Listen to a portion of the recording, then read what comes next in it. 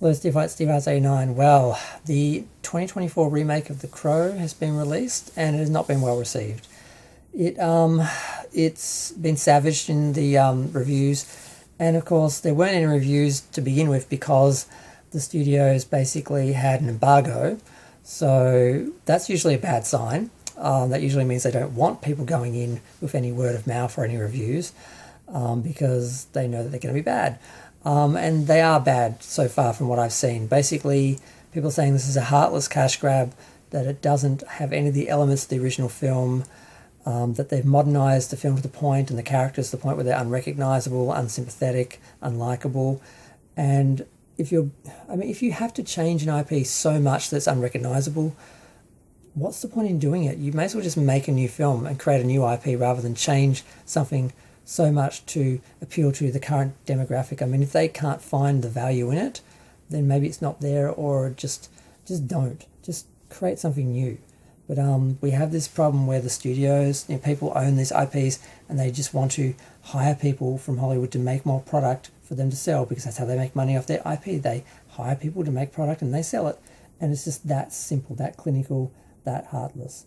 And that looks like what's happened here. And it's disappointing because the original film is beautiful and it's beloved and it has just elements about it that are beautiful, the Gothic style, the fairy tale elements, the heart of the character and the soul, just everything about it just worked. It just became this lightning in a bottle, and the whole, not controversy, but the whole story about Brandon Lee's death during the making of the film, that sort of became his memorial in a way, and a lot of people went to see it out of morbid curiosity and got a lot of press. Now, I didn't see it in the cinema back in the day. I saw it on video a few years later, and I was a bit of a goth at the time, and I remember being complimented by a couple of people who compared me to The Crow and said I looked like Brandon Lee from The Crow, and I thought that was a big compliment because I thought he was much better looking than me, and he is.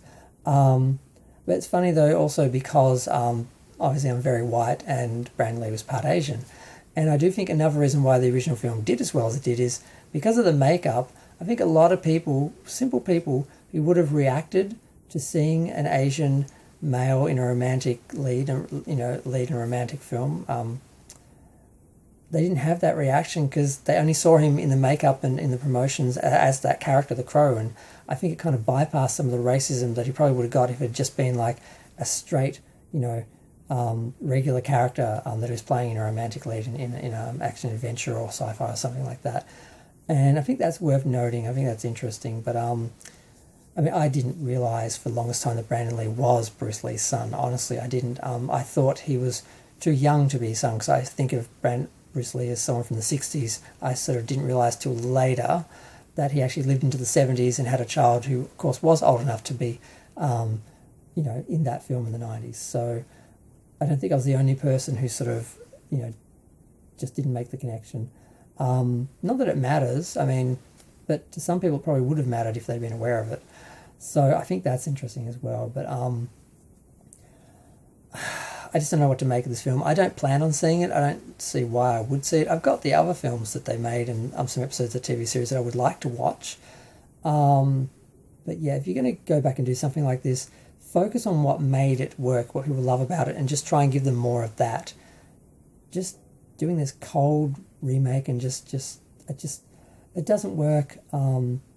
And just all the messing around with IPs and trying to exploit IPs that people are doing, like Kurtzman with Star Trek and what they're doing with Star Wars and that, and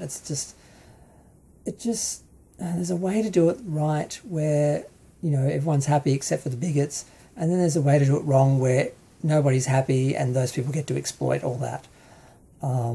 So yeah, I don't know. The original film, I think I mentioned, made $94 million in 1994. It cost $23 million. This film cost $50 million and only made $4.6 million in, I think, the opening weekend. I'm not sure if that's the whole weekend that number's from, but even if that's just the opening day or two, that's pretty bad for a film that's cost $50 million. And people are talking like, oh, it's an independent film. It's not. It's just a low-cost, low-risk studio film because they weren't expecting much from it. But they still spent $50 million on it. It's not an independent film. So many angles they're trying to take with getting good publicity for it, but they're not getting any because basically the heart's not there, the look isn't there, the style isn't there, the feel isn't there. Nothing that you know made the Crow what it was seems to be there. So I doubt I'm going to be there. So yeah, feel free to share, like, comment, subscribe. Let me know what you think of the original. Let me know what you think of this one if you've seen it.